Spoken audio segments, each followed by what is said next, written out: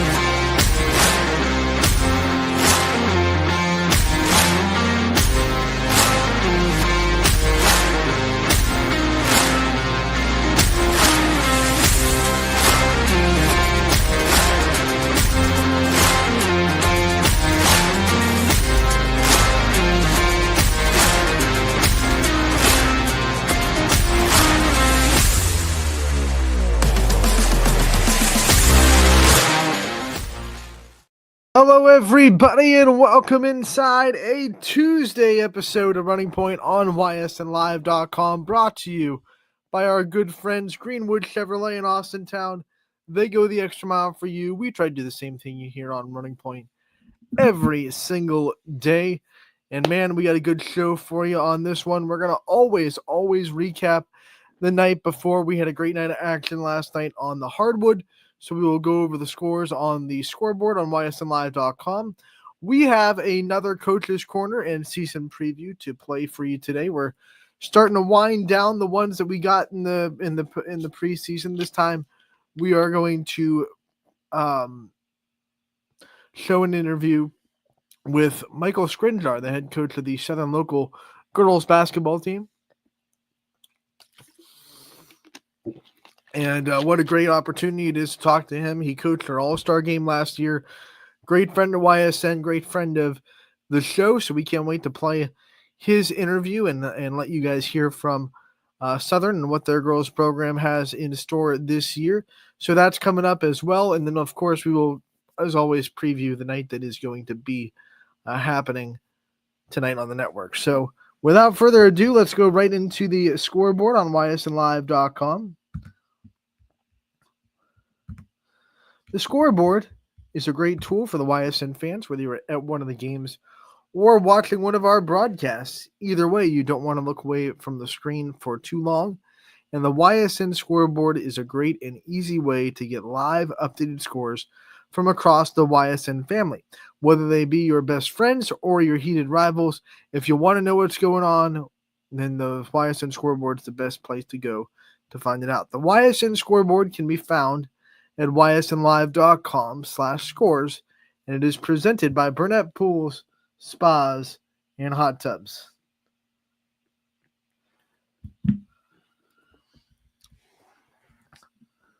So let's get into the scoreboard right now. It's set on today, so what we have to do is we have to go to the bottom and scroll to last night and check out these scores. We'll start with boys basketball. We had 4 matchups in boys basketball, and we start with Orange, who got the big win to snap a little bit of a losing streak over Cleveland Shaw. Final score was 50.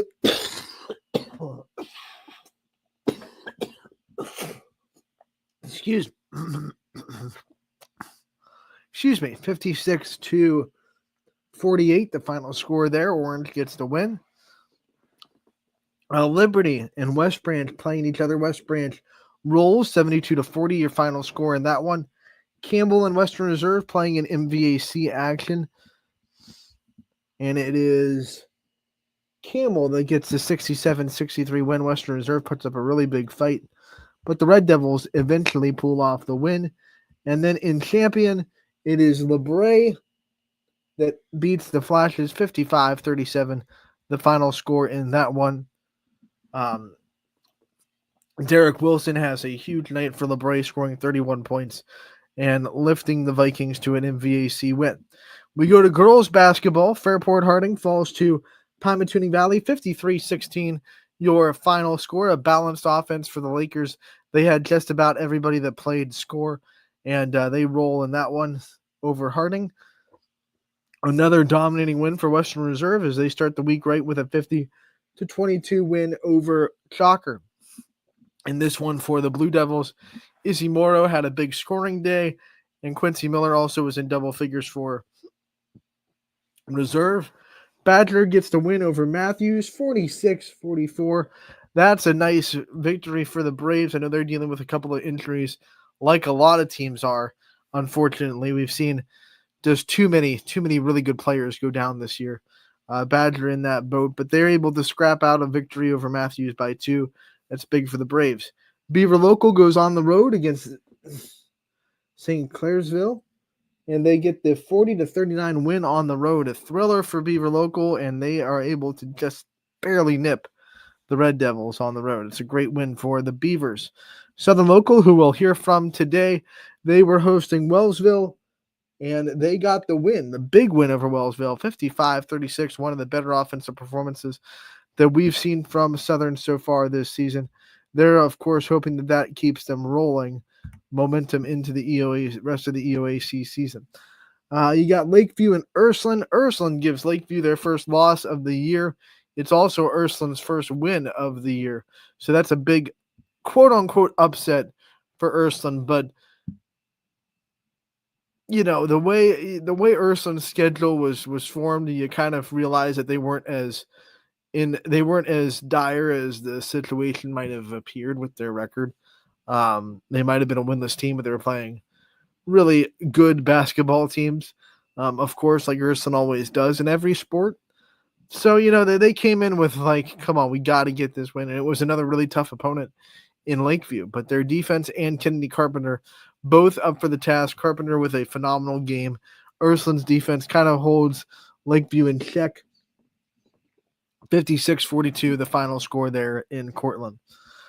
Fitch was able to knock off Walsh Jesuit, but they got a fight from the Warriors, 54-47, the final score in that one. Boardman goes on the road to Aurora. They fight really hard, but they lose to the Lady Greenman, 39-33, the final score there. Aurora is going to be a really good team in the tournament, by the way. That's a quality loss. I mean, no moral victories, of course, but you're playing a really good team and you fight them to 6 points. That's a positive step, I think, for Boardman.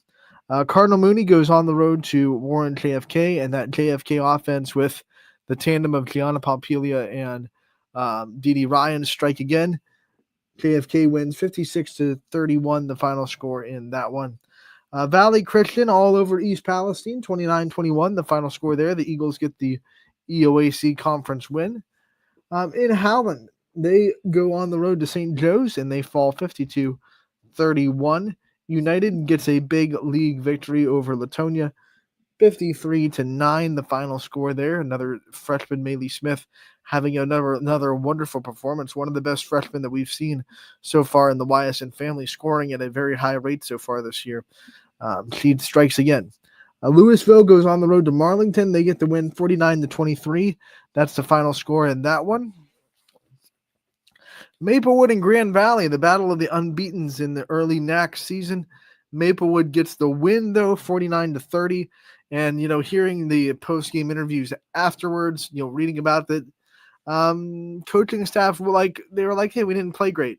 And they still won by 19 against unbeaten teams. So that tells you the standard right now in the Maplewood locker room and what they're trying to strive for. They have another big test on Saturday. They'll be at home against Lakeview, who now just had their first loss of the season. Lakeview has another tough one before that, though. South Range comes into Cortland on Thursday.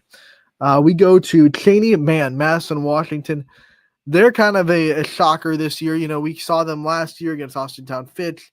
They had a couple of good players, but they weren't really, you know, lighting the scoreboard up. And then here they are this year, undefeated coming in, and they just pound Cheney by the final score of 76-33. 78-33. I mean, Madison, Washington, a really good girls basketball team this year. They got some ringers coming into that school. Mohawk at home, they get the big win, 48-13 over New Brighton. Eric Hughes did a good job with that story. It can be found on ysnlive.com. We thank Eric Hughes for the coverage of Mohawk And the story afterwards, Niles traveled to Hubbard last night, and Niles gets the big win over the Eagles, 52-46. I keep saying it like this is not the same Niles that we've been used to so far in NE8 play in girls basketball. They are going to beat some people. They have a chance to pull off a big upset next on Thursday when they go on the road against Poland. And speaking of Poland, they're just doing Poland things. You know, they go on the road against Gerard. Gerard's a team that's kind of a little bit licking their chops, thinking this might be a year where they can knock off the Bulldogs. They have the home game matchup, and Poland comes in and gets the win, 40-33. This was another good fourth quarter for Poland. Tough first quarter. So far this year, the story for Poland has been tough starts, great finishes, right? They've had one game so far this season where they led after one quarter of play. And in this one, they trailed after one quarter. They trailed at halftime. And then they led by 3, I think. I want to double check this. I want to say 3. I think they led by 3. Hold up. I'm going to check the scorebook. Because you want to be right on Running Point, right? We strive ourselves on being right. We're not afraid to double check things. Yeah, at halftime, Gerard had a 16-13 lead. So Poland scored 13 points in the first half. But then in the second half, they score, do the mental math, that's 27. So they more than double their first half score in the second half. After 3 quarters of play, they were up by 3, 25-22. And then they just expand that lead even more in the fourth. 40-33, the final score. And I've been saying it all year. Because there are some people that have watched Poland, that start they had where they lost to East and they lost to Cheney, and you know they struggled for a while against Champion before winning, and it was like a 1-3 start, and people were like, "Uh-oh, this might be the year where someone knocks off Poland." And I was like, "Hey, you know what though? When Poland gets into NE8 play, they just seem to know how to win. They turn it on, they find ways, and so far this year." They've done that. They've found ways. They haven't played, amazing basketball, but they find ways to win. They're Poland. And if you want to knock Poland off their mantle in the NE8, you're going to have to go and beat them while they are playing well. They're not going to give you any games. I have very rarely seen Poland play in a conference game where they just don't play well and the other team wins because of it. Every time I've seen Poland lose in the NE8, it's because the other team just kind of shows up and just outplays Poland in a really well-played basketball game. They've never been blown out in the conference. I believe like their losses are like of a combined maybe 10 points. Like they do not lose by a lot in the conference at all, ever.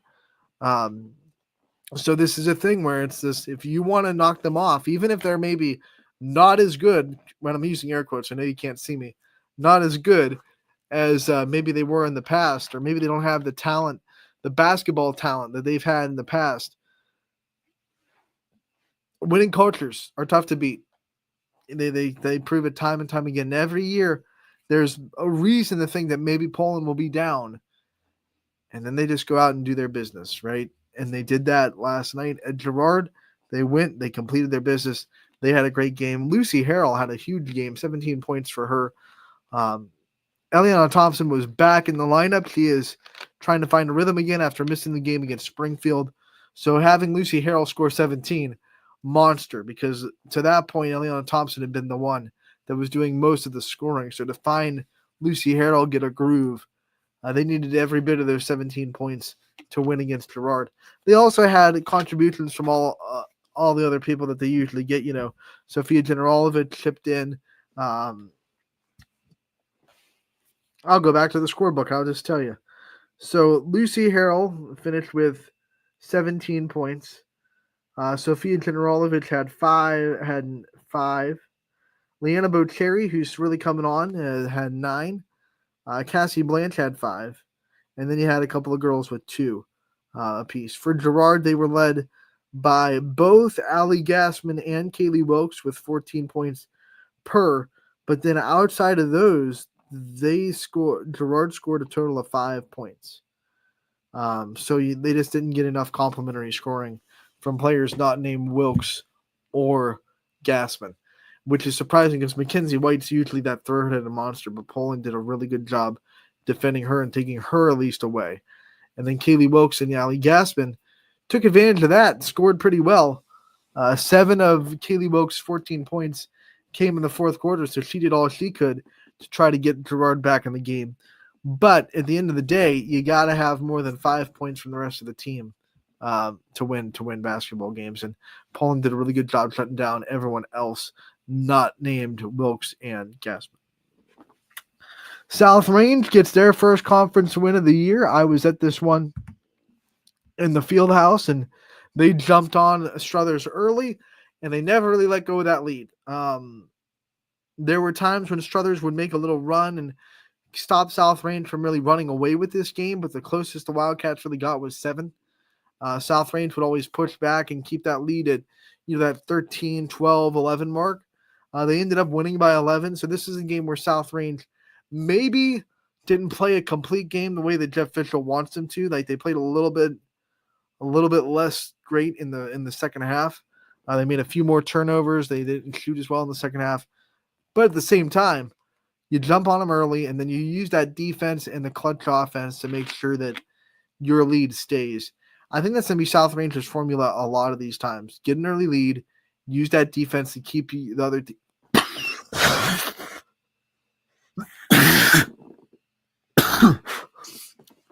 And use that defense to keep the other team down, and then just kind of find the offense as it goes in the second half. South Range is going to be a hard team to come back on this year because of that, because their defense, when they get into situations when they can really press you, and that's when they're scoring, they can set up their press, and then they can really put a lot of ball pressure on you, trap you a lot.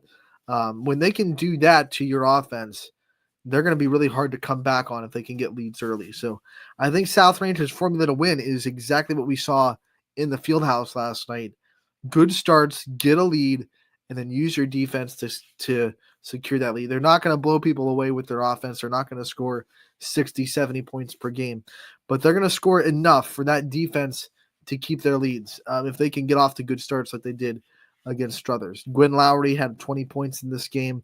A lot of those came in the first half. She hit a couple of threes in the first half, really found her rhythm. They also had 10 points from Taylor Dado, who hit a couple of big free throws down the stretch as well when Struthers was trying to extend the game on the free throw line. And she also rebounded really well. I mean, South Range was not the bigger team. Like, Struthers had probably out-rebounded them overall, but when South Range needed rebounds, Taylor Dado would go in there and get some. Gianna Martin had a day for Struthers. I mean, she did everything she could to try to keep them alive, rebounding like crazy. Had multiple times where she would get the offensive rebound after a free throw and then get fouled and go right back to the free throw line. So South Range had a really tough time keeping her off the board. That'll be a storyline when South Range plays Niles, I think, because I think Niles, one of their strengths this year actually is their size. So when South Range eventually plays Niles, I think that'll be one of those teams that the Dragons can look at and say, hey, we have never beaten this team. We have one advantage in this game, and that'll be something that Jeff Fisher will have to look for when they do play. It's not this week. The South Range will go to Lakeview on Thursday, and then they'll be back in action next Monday after that, where they have rescheduled that Liberty game that got canceled for their home opener. I mean, it was their home opener. It's not anymore. So they're looking ahead for South Range. They have Lakeview on Thursday. They come back to Liberty on that Monday before Christmas, and then after Christmas, they have their holiday hoop special where they'll play Friday and Saturday, along with 16 other games in those 2 days. YSM will be there for the full slate of those games in the Thriller Dome. Me and Ty Bartel, we've been doing that tandemly for a while now, and we will continue that trend at South Range on December 27th and 28th. Can't wait for that. But South Range with a big win on the road to get their first conference win of the year. They're now 2-3, 1-1 in the conference. Speaking of conference play, Warren Harding, they get the win over East, 51-25, the final score for the Raiders there. And then last but not least, East Liverpool, they travel to Union Local and they fall to Union Local 69-31, the final score in that one.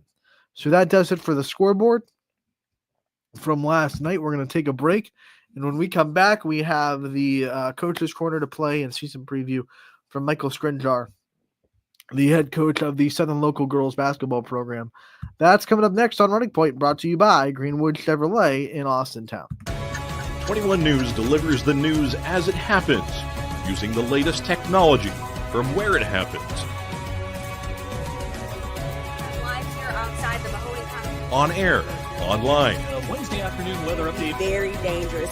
and on the 21 News social media platforms. I'm on the road right now. 21 News, the Valley's only locally owned source for trusted news since 1953. Craftsmanship to us is 60 years of pride and dedication. Passed down from generation to generation. The hardwood floors that your kids take their first steps on. The solid wood doors you quietly close at night. The things we create day in and day out are the products that end up turning your house into a home. At Baird Brothers Fine Hardwoods, uncompromising quality and craftsmanship built our business. And it will keep us moving forward for generations to come. Going the extra mile at Greenwood Chevrolet means we want to take care of the community that takes care of us too. And we have to work together always. And that's how you stay in business for 40 years. You know, I love being a helper because when I help somebody, it makes me feel good. It means a lot that I can make a difference in others' lives. So I will do everything I can and just being there for them every step of the way. I want them to know within the first 5 minutes that they could depend on me. That's what going the extra mile means, only at Greenwood Chevrolet. Before the lights come on, before the workday begins, before a long day is ended, or it's time to have fun, it all starts with the people at Joe Dickey Electric. From replacing a light fixture in your home to building a substation for your business, no job is too big or too small. The people of Joe Dickey Electric power them all. Joe Dickey Electric, over 60 years of powering the Mahoning Valley. Welcome back to Running Point on ysnlive.com, brought to you by our good friends, Greenwood Chevrolet in Austintown. You heard from them in that commercial break. They go the extra mile for you. We try to do the same here on this show every day, and we continue to do that on this wonderful Tuesday afternoon. A lot more sunny than it was yesterday, and we will play a Coach's Corner and season preview from Southern Local, Michael Skrinjar, and the Southern Local Indians. So after the big win over Wellsville last night, let's hear what he had to say about the season and the roster that he has put together and the expectations that he has for the Indians this year. Anthony Hartwig here with a Southern girls basketball season preview and Coach's Corner. We're joined by the head coach, Michael Skrinjar. Coach, thank you so much for coming on talking to us. I appreciate the opportunity and the time. And I know you all hear it all the time, is that what you all do is very, very special. You showcase these athletes. You put a shine on their life. And so I'm very appreciative to be a part of it. All right, even though we are a couple of games into the season, we're still going to treat this as a preview and talk about expectations and things you expect out of the team this year. And first, I want to talk about some lessons that you think returning players can learn after the experience from last year and the time they got on the floor and what you hope they take from last year's experience. Last year was an amazing year. It was something that I believe that our two seniors, Josie Stanley and Ashley Schroeds, were definitely envisioning all their hard work and dedication paying off for their senior year. They come into a year where they had another sectional championship that's back-to-back sectional championships, and they hadn't done that in 20, 25 years. And then they were part of a league championship with a three-way tie with United and Columbiana, and that championship, status hadn't been done for Lady Indians basketball in the last, I believe it was 25 years as well. So with those things, those moments, I think one of the best things I saw out of it was how they honored their seniors, how they just were backing and supportive and did everything they could for them. And then how they, I believe they cherished the moments, the pictures that they were able to take when records were broke, just the camaraderie among the players, and then highlighting those two seniors. they learned that. Now the court experience, I believe, in big time moments. A lot of teams defended us differently last year because of Ashley and Josie, and then even Alyssa with the ability for her to be able to shoot the three. So I think the ones that were our younger players had to showcase themselves at times and be scorers because so much focus was putting on shutting down our two seniors. And then that experience has turned over into the season, and they've taken that, and they know that it's now their time, and that's a great feeling for me because it's exciting. Every time we step foot into a game, we see another player step up, and without the emergence of those two leaders that were last year, and then you see our players right now becoming those leaders, and then just making big time plays and having lots of fun and building the team that they inspire to build. So and then putting into a new era. Because that's a lot of things. What they're saying is like they've done their work with those two seniors for the last 2 to 3 years, and now our freshmen coming in, and it was just that time was to showcase them, and now it's their time to take off with the program and then put it into a whole different realm. Let's talk about this year. Let's talk about the roster you put together and the names that we're going to be hearing a lot for Lady Indians basketball this year. We got a nice, solid group of 12 girls right now that are just bought in. They believe in one another. They celebrate one another. You start off with our freshman, Emerson Gottschall, hard-nosed, played last year for our junior high team. Our junior high team went undefeated and won the championship in the EOAC. Just a great group that they had last year. And then now those 7th graders moved up to 8th grade. But Emerson, as a 8th grader last year, I thought had a lot of potential to be a good player for us and be physical. And she does a nice job for us. Right now doing rebounding, doing the little things, and finding a way to spotlight her time on the floor. So I'm very proud of our freshmen. Our sophomores is, I continue to say, one of the most athletic groups that I've ever seen in my time at last 7 years of girls basketball. They have 8 of those sophomores. Just an amazing group. So super proud of them. I would love for them to continue to stick together. All 8 played last year. All 8 came out this year, and it's they're the core of our team. And they give us a lot of toughness, a lot of character, and that they're helping us right now really establish the expansion of our culture and who we are. You start off with Sarah Hawk last year, who got a little bit of playing time here and there, but she had worked on her skills to be able to, when she was inserted last year, to be able to contribute. So one of the things that she was able to do is to develop a nice mid-range shot. She got a chance to get herself in a varsity game, and she knocked that shot down, which is testimony, doing things every day and practicing, and those things are going to pay off in the game. And super proud of her as she comes into the year. Ava Reed is another sophomore that we have, is a great defensive minded young lady, but really had worked on her offensive skills throughout the summer, and she ran a lot of the point for us in our summer activities and our summer camps, and super proud of her. And she's developing her ability to score, but just a tenacious, hardworking, just do the details young lady, and super proud of her. You go into our next sophomore, which would be Lydia Spollinger. She is just a physical animal out there on the floor. She's a wrestler. I said it last year, wrestling background. Sometimes those wrestlers make the best girls basketball players. She's learning to take her skills from what she had learned as a wrestler and apply them to basketball within the rules, and that makes for a great ball player. Super athletic, gets up and down the floor, and really developing her ability to score as well. Wants to learn and improve her basketball IQ. So super proud of her. You go with Addie Martin. Addie Martin last year was a sharpshooter for us when teams were going triangle and 2. We brought her in, and she had big time games against our league opponents that were really trying to shut down our top scorers. And she came in lights out, wide open, knocked down 3. That's her mentality. She's playing really great defense right now, and learning that she has also the ability to be that showcase scorer that that we like to produce. And I think that's the confidence we try to build in our young ladies. Another sophomore would be Haley Maines. Haley Maines has worked herself into the rotation as one of our starters this year. Last year, she was just energy every day in practice. totally bought in, super focused, a great player that we could definitely use to last year, and just as a practice player to go ahead and say, you're going to give us a great look. And then she worked her way in some last year, but this year has taken her game to another level with just her attention to detail, her energy, her willingness to expand our culture and what we believe in, and the energy, celebrating her teammates, and just, being a great player. So that's a huge aspect of being a starter. And she brings that just attention to detail right off the bat. And I'm super proud of Haley Maines as a sophomore starter, rotator into that. Our next sophomore will be Riley Digman.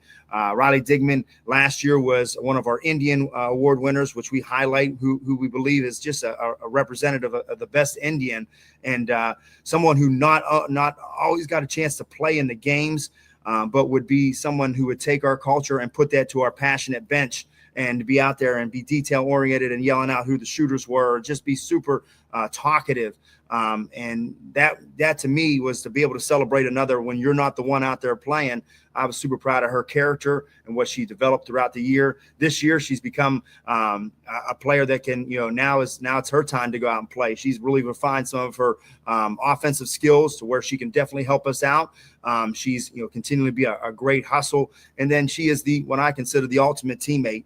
She's willing to support her teammates in any situation, and then just be an energy player, someone who's talkative, and just someone I'm very, very proud of. And she's now in that rotation as a varsity player, just with the little attention to detail that we define in our culture. Our next ball player would be Rayleigh Caracello. Rayleigh Caracello was an honorable mention ball player last year, was a starter sophomore for us this year and last year. She started our playoff games. She's one of the best athletes that I've seen, come through Southern Local, just willing to do whatever it takes to compete. Her motor is unbelievable, her ability to leap off the floor, and it shows in other sports and softball. She's a super competitor. And that's why as a freshman, she got on the floor, and in big games, she's starting for us, willing to go up and grab rebounds, willing to get hustle plays and go get steals. And now it's her time again, with missing 25 points a game from Ashley Schroeds, it's her time to find ways to score as well. So I think they're all enjoying that, but the idea is like building their confidence up that it's their time to do that. And then that's fun to coach when everyone has that mentality. So our sophomores is just a great group of 8. And they are a very powerful group when they stick together. And that's, part of who we are as culture, is that they have to be together. And when they are together, they can do special things. That's our core. And then we have 4 amazing juniors. 2 of them have been starting from, freshman year in Alyssa Schroeds and McKenna Jones. I'll talk about them later, but we did get the blessing of having Maddie Jones, McKenna Jones' twin sister, come back out. She had last year focused a lot on track, and she was a state competitor her freshman year in the disc. So she has championship, mentality, championship experience, which I think, definitely brings a different element to our team. We had to have that type of leadership, people that have been in that moment. I'm so glad that she come back out. She is a young lady that with Haley Maines that are training just like Ashley Schroeds did. They're going to train every day if they have an off day. So they put their time in the weight room. Maddie Jones is one of them. She is a powerful force, one of the strongest young ladies that I've been able to coach. And she's applying that strength and that championship experience to the basketball floor right now. And I think she's having a lot of fun, but when you have to take a year off, you have to get caught back up, and now you can really see her really start to develop and enjoy that time. But she is an amazing young lady, and Maddie Jones, and I'm so very blessed to have her back out, because she's a leader in the school, a great competitor with great experience, and she has done a heck of a job at the start of the season. Her twin sister, McKenna Jones, like I said, has been starting since she's a freshman. She is one of the ultimate hustle players that we've been within the program. She goes after every 50-50 ball. She had an opportunity to average about 10 rebounds a game last year.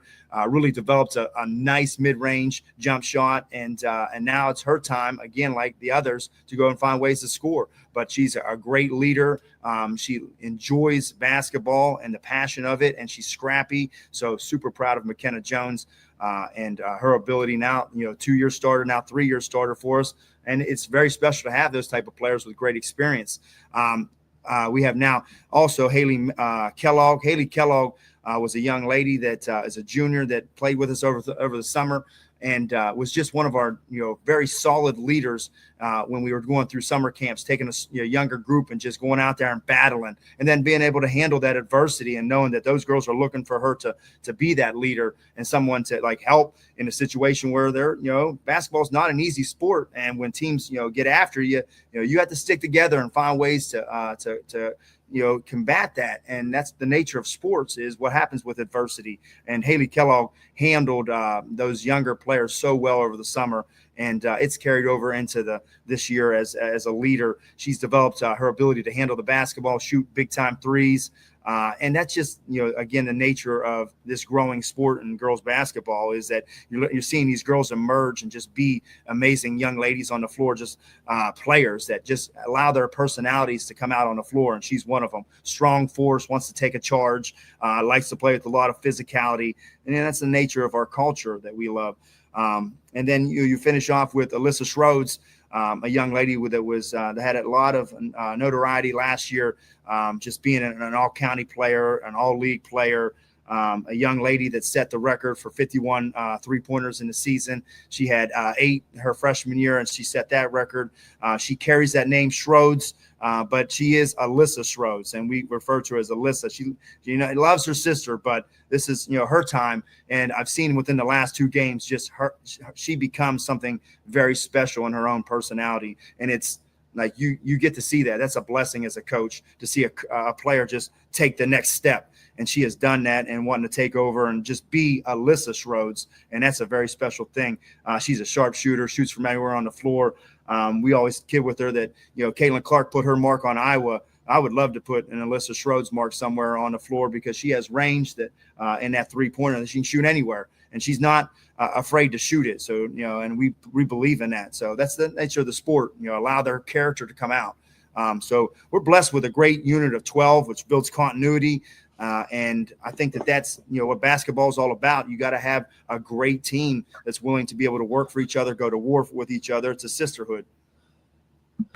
Let's go right into the schedule now. You play in the EOAC. Everyone knows last year it got kind of wild. You had a 3-way tie with United and Columbiana. What do you expect out of the EOAC this year? I know there are a lot of teams that lost seniors like you did. What do you expect out of it, and what are you hoping to do when you come into EOAC play? Our league, I say year after year, is super competitive, and there's been times when you've watched other teams come into a night when anyone has the ability to really it's like the NFL. Might be favored with the record, but another team come out there and just play lights out, and that makes each game extremely interesting and extremely, you can get, some, anxiety into that, because, we always tell our girls, these girls are coming out to play every night, and that's every team in the EOAC. I continue to believe that we have some of the best coaches in our league, that, very, very, respected. I respect them throughout our league. I think that they do a great job getting their kids, where they need to be at, and coached up and fired up, especially when we play the Lady Indians. So that's what you want anyways. You want a game that's going to be with it great intensity, and that's what's fun to coach in. So I know going into the league, we had a 3-way tie with United and Columbiana, and kudos to Columbiana, because they got us twice. And that's obviously the league favorite, and the team to beat. They've done a great job in the volleyball season. That kind of competitive nature carries over to the next sport. Carries into their culture.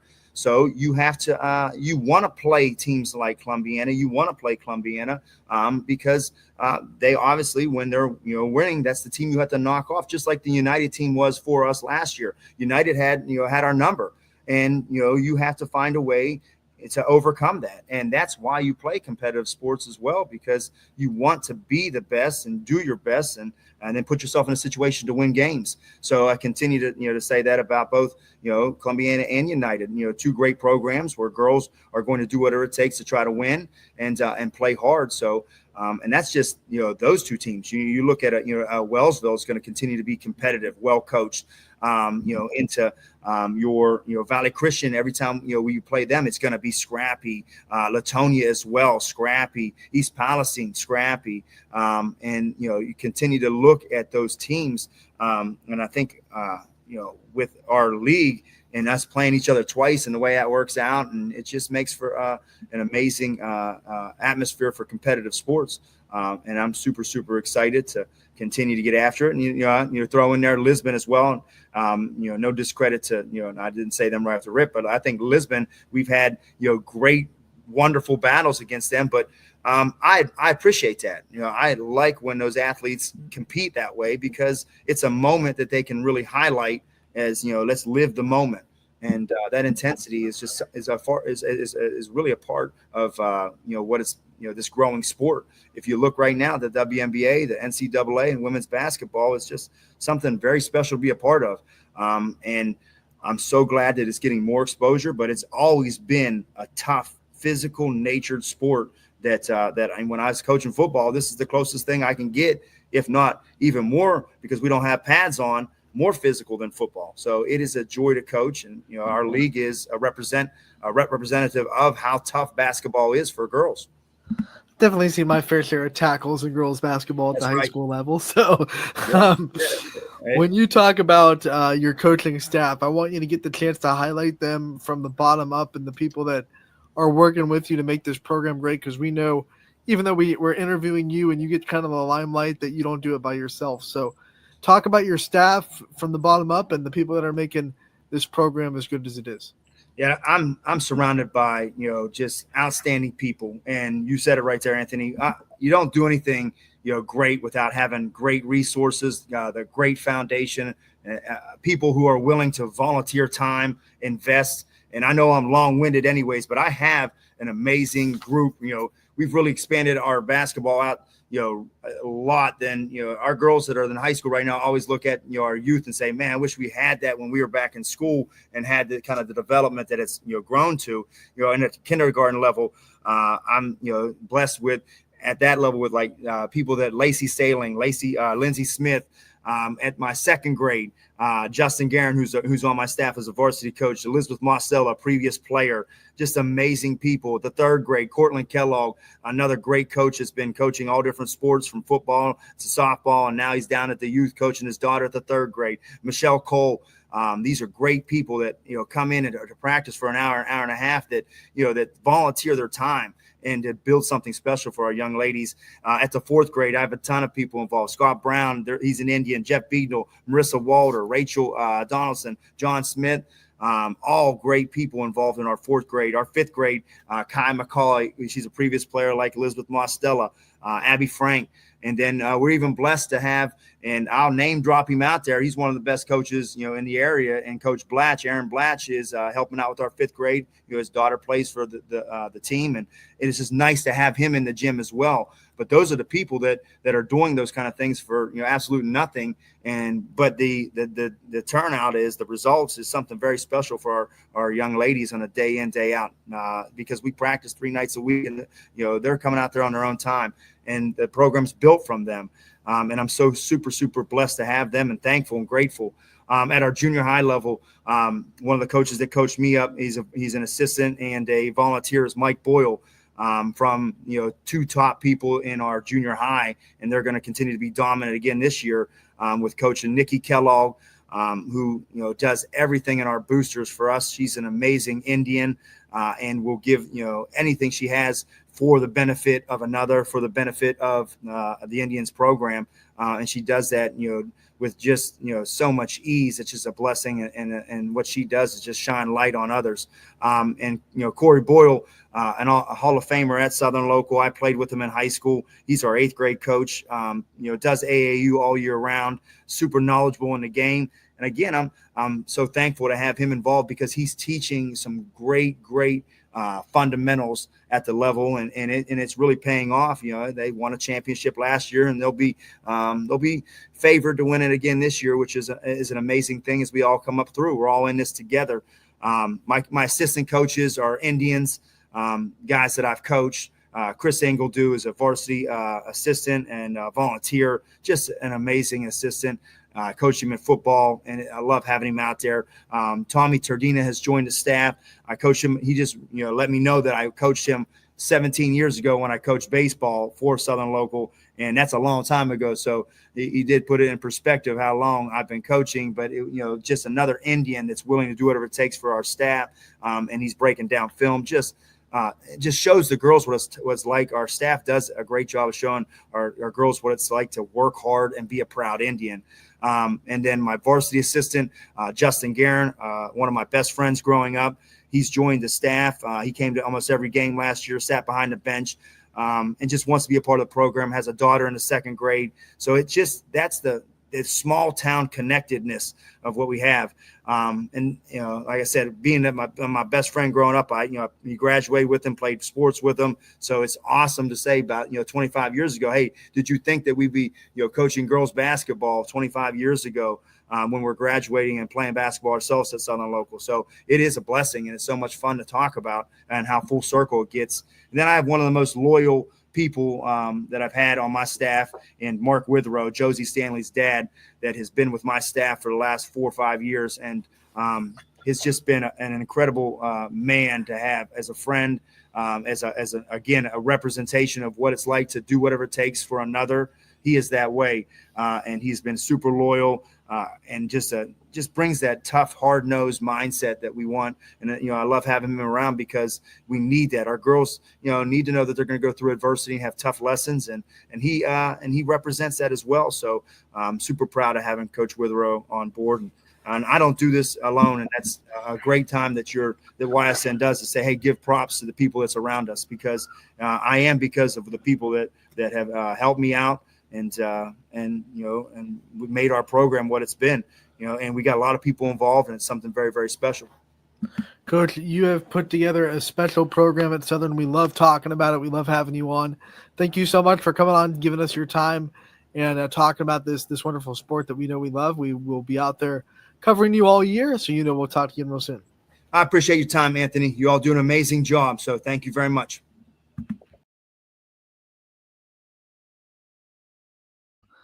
Michael Skrinjar, the head coach of the Southern girls basketball team, talking about his program. And dude, that guy has such a passion for his team and his program. It is clear talking to him and listening to him talk about the players. He listed every person on the roster and just broke down exactly what they mean for his team. And he had plenty to say about it. It wasn't just coach talk. It wasn't just, she's just a good athlete that brings a good attitude, and that he knew everything that each player brings, and I love that, because some people might call that long-winded, and he even made a joke about it, about himself in there, and said, I'm probably being long-winded, but I think it just shows that he just knows his team inside and out, and he cares about his team inside and out. Usually the thing that you talk about the most is the thing that you care about the most, right? When you're a fan of a team, you're going to talk about that team a lot more than you talk about anything else.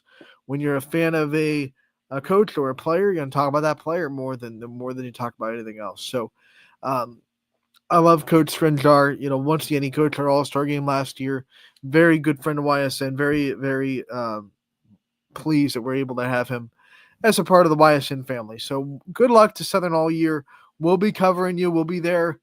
Being there. Gary Leininger will also be at your girls game on Thursday, by the way. So if you're a Southern Local Lady Indians fan, make sure to keep an eye out for Gary on Thursday, and you'll be able to go to YSN Live Smug Mug and buy pictures from that game against United. Let's go back into the scoreboard for today, though, before we think about Thursday and talk about the games that are happening tonight across the network. Quick reminder, if you're just joining us, the scoreboard on ysnlive.com is presented by Burnett Pool, Spas, and Hot Tubs. It can be found at ysnlive.com/score. So here we go.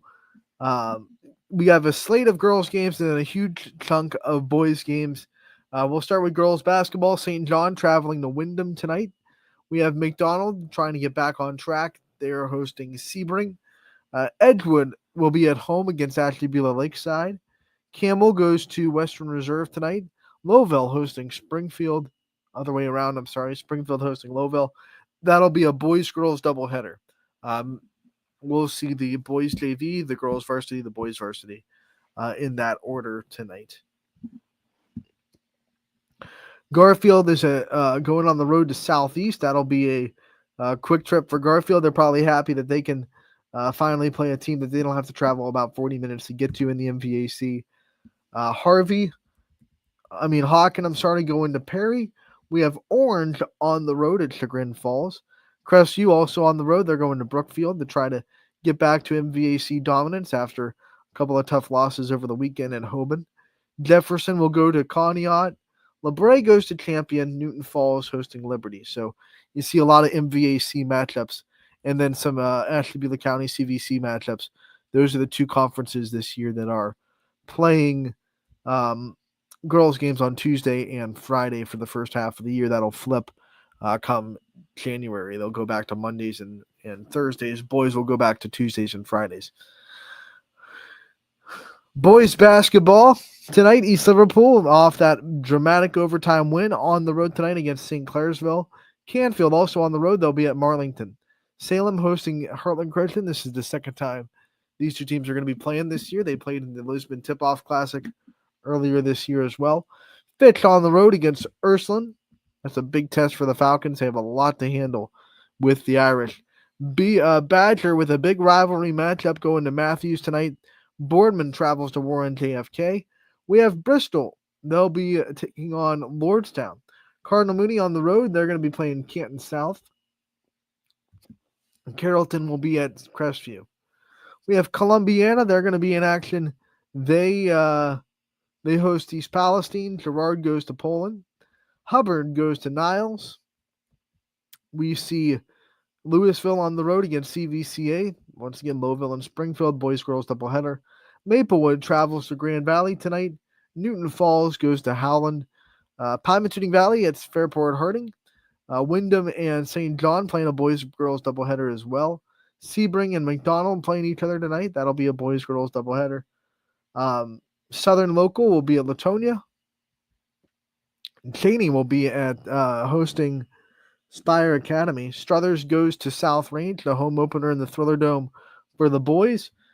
United goes to Lisbon tonight. Wellsville hosts Valley Christian. We have Waterloo traveling to Jackson Milton. Beaver Local going to Cambridge. And then last but not least, Mohawk at home against New Brighton. Now that you know all the games that are going on, let's get to the broadcast schedule and tell you what games you can watch on ysnlive.com. We'll start with girls basketball. Noah Doty will be in Springfield for both the girls and boys games tonight versus Lowville, so he's pulling double duty. We thank him for his hard work. The school will have it covered for Perry and Hawkins, so they'll have you taken care of there. I will be in Champion for LeBray and Champion. That's varsity only, tipping off at 6:15. Larry Jennings will be in Edgewood for their matchup with Lakeside. Then we go to boys basketball. We have Eric Hughes. He'll be at Mohawk for their matchup with New Brighton. Ty Bartell traveling to Ursuline for their matchup with Fitch.